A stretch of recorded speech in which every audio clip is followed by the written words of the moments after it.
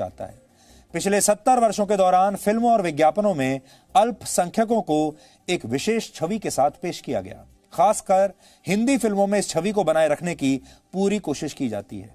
फिल्मों में अगर खलनायक हिंदू होता है तो उसके साथ उसके धार्मिक चिन्हों का प्रयोग जरूर किया जाता है। अब आप याद करके देखिए, दोबारा से अपनी याददाश्त पर जोर डालिए। जैसे माथे पर टीका लगा देना या गले में एक मोटी सी माला डाल देना। जबकि अल्पसंख्यक किरदार को एक मजबूत शख्सियत के तौर पर दिखाया जाता है, एक ऐसा शख्स जो अपने इरादों का पक्का होता है, जिसका डील डॉल बहुत मजबूत होता है, इतना मजबूत कि नायक के लिए भी उसे पीटना या मारना आसान नहीं होता। फिल्मों में ऐसे किरदारों को उसूलों और वचन का पक्का दिखाया जाता है, जुबान का पक्का दिखाया जाता है। ये सारी बातें हमें तथ्यों के आधार पर आज हम कर रहे हैं आपके साथ। फिल्मों में कैसे एक खास समुदाय की छवि को चमकाया जाता है और दूसरे समुदाय की छवि को धूमिल किया जाता है, इसे आप कुछ तथ्यों और आंकड़ों की मदद से आज समझिए। ये जो तिलक है माथे पर, ये कहां से आ जाता है? इसके पीछे बहुत सोच होती है। Indian institute of management IIM Rohtak के डायरेक्टर प्रोफेसर धीरज शर्मा ने वर्ष 1950 से वर्ष 2010 के बीच, यानी 60 सालों के बीच रिलीज हुई कई हिंदी फिल्मों का अध्ययन किया और इस अध्ययन के नतीजे आज आपको चौंका देंगे। इस अध्ययन में, स्टडी में यह पता चला कि हमारी फिल्मों में सिखों के 74% किरदार ऐसे होते हैं जिनका मजाक उड़ाया जाता है। भ्रष्ट राजनेताओं के 58% किरदार ऐसे होते हैं जिनके सरनेम ये बताते हैं कि वो हिंदू ब्राह्मण हैं या ऊंची जाति के हैं। भ्रष्ट व्यापारियों के 62% किरदारों के नाम वैश्य वर्ण से संबंधित होते हैं। इसके विपरीत 84% फिल्मों में मुसलमान किरदारों को बहुत धार्मिक और ईमानदार दिखाया जाता है। किसी को भी इस बात पर आपत्ति नहीं है कि फिल्मों में मुस्लिम किरदारों को ईमानदार और धार्मिक क्यों दिखाया जाता है। हम ये नहीं कह रहे, वो ईमानदार होते भी हैं, धार्मिक भी होते हैं, सब बातें सही हैं। इसको हम चैलेंज नहीं कर रहे, चुनौती बिल्कुल नहीं दे रहे। हम सब मुस्लिम भाइयों का पूरा सम्मान करते हैं। हमारा जो कहना है वो ये है कि जो अधिकार उन्हें इस देश में मिल रहे हैं, वही अधिकार उनके हिंदू भाइयों को भी मिल जाए, बस इतना चाहते हैं। लेकिन फिल्मों के जरिए बहुसंख्यक आबादी को निशाना बनाए जाने पर सवाल जरूर उठने चाहिए। कई मशहूर फिल्मों और वेब सीरीज में नकारात्मक किरदारों को हिंदू नाम के साथ दिखाया जाता है। लोगों के साथ बुरा करने वाले ये किरदार हिंदू हैं। इसे साबित करने के लिए कैसे साबित किया जाता है? इनके माथे पर टीका लगा दिया जाता है।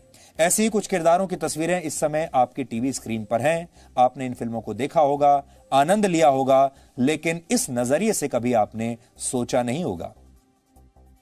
इसके विपरीत फिल्मों में दिखाए जाने वाले मुस्लिम किरदार भले ही डॉन हो, गुंडे हो, हत्यारे हो, तस्कर हो, उनकी छवि को किसी मसीहा या रॉबिन हुड की तरह पेश किया जाता है।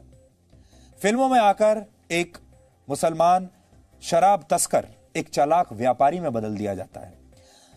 सबसे बड़ा उदाहरण है दाऊद इब्राहिम। दाऊद इब्राहिम जैसे अंडरवर्ल्ड डॉन की बहन रॉबिन हुड यानी गरीबों की मसीहा बन जाती है। दाऊद इब्राहिम को भी एक डॉन की तरह दिखाया जाता है, पूरे ग्लैमर के साथ दिखाया जाता है। एक गुंडा लोगों की मदद करने वाले व्यक्ति में अचानक से बदल जाता है। आपको ऐसे एक नहीं अनेक उदाहरण अगर आप चाहें तो मिल जाएंगे हमारी फिल्मों में। फिल्मों में हिंदू धर्म का मजाक बहुत आसानी से उड़ा दिया जाता है, लेकिन क्रिएटिव फ्रीडम के नाम पर किसी और धर्म के साथ ऐसा करने की हिम्मत किसी प्रोड्यूसर, डायरेक्टर या एक्टर में नहीं होती। 1970 में आई मशहूर हिंदी फिल्म दीवार का आपको याद होगा, एक मशहूर किरदार था विजय, जिसे अमिताभ बच्चन ने निभाया था उस समय। विजय का किरदार, वो भगवान के मंदिर जाकर भगवान पर सवाल उठाता है, लेकिन किसी को इसमें कोई आपत्ति नहीं हुई और यह फिल्म सुपर हिट हुई थी और इसे देखने वालों में भी बड़ी संख्या में हिंदू लोग थे। फिल्मों में फूहड़ किस्म के किरदारों के नाम अक्सर राम रख दिए जाते हैं, आपत्तिजनक डायलॉग लिखे जाते हैं, लेकिन इस पर कोई कुछ नहीं बोलता। रोहतक के डायरेक्टर प्रोफेसर धीरज शर्मा ने इस विषय पर रिसर्च की थी, जिसके बारे में हमने आपको बताया।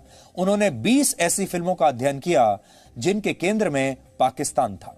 इस रिसर्च में पता चला कि 18 फिल्मों में पाकिस्तान के लोगों को दिल का बहुत अच्छा और भारतीयों का स्वागत करने वाला दिखाया गया था, जबकि भारत के लोगों को धार्मिक रूप से कट्टर दिखाया गया था। उदाहरण के लिए मशहूर हिंदी फिल्म बजरंगी भाईजान में हिंदू किरदारों को कट्टरपंथी और संकीर्ण मानसिकता वाला दिखाया गया, जबकि ज्यादातर पाकिस्तानी किरदारों को दिल का साफ सुथरा, अच्छा और खुली सोच वाला दिखाया गया था। पाकिस्तान में हिंदी फिल्में देखने वालों की संख्या 18 करोड़ है, जबकि भारत में जिन बहुसंख्यक हिंदुओं के दम पर फिल्मों को हिट कराया जाता है उनकी संख्या करीब 100 करोड़ है। फिर भी भारत की फिल्मों में पाकिस्तानियों को तो सम्मान मिल जाता है, लेकिन बहुसंख्यक हमारे ही देश के अपना मजाक अपने ही देश की फिल्मों में उड़वाते रहते हैं।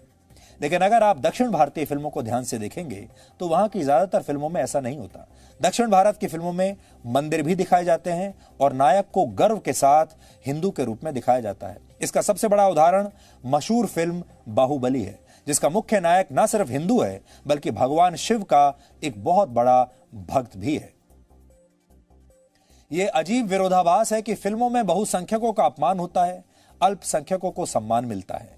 लेकिन एक जमाना था जब मुस्लिम अभिनेता जब हिंदी फिल्मों में आते थे तो वो अपना नाम बदल लेते थे, या ये सोच लीजिए कि उन्हें अपना नाम बदलना पड़ता था। हालांकि हम इस प्रथा का भी उतना ही विरोध करते हैं। उन्हें अपना नाम बदलने की क्या आवश्यकता है? उन्हें अपना नाम बिल्कुल नहीं बदलना चाहिए था।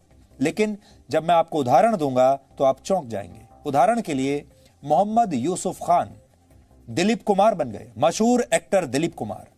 मुमताज जहान दहलवी मधुबाला बन गई। मशहूर अदाकारा मधुबाला। मेजबीन बानो मीना कुमारी बन गई और हामिद अली खान अजीत बन गए। आज हमारा सवाल है, क्यों? अपने असली नाम से इन लोगों ने अपने किरदार क्यों नहीं निभाए? असली नाम से फिल्मों में काम क्यों नहीं किया? हो सकता है उस समय इन्हें यह लगता होगा कि ये भारत में आ गए पाकिस्तान छोड़कर। भारत में हिंदुओं की संख्या ज्यादा है और हिंदू इनके धर्म के कारण, इनके नाम के कारण शायद इन्हें स्वीकार नहीं करेंगे और इसलिए इन्होंने अपना नाम बदलकर हिंदू नाम रख लिए। लेकिन इनसे आप ये समझ गए होंगे कि फिल्मों और विज्ञापनों के लिए हिंदू सिर्फ एक उपभोक्ता है, कस्टमर है। ऐसा उपभोक्ता जिसकी भावनाओं को ठेस पहुंचाने में कोई एक पल की भी देर नहीं लगाता।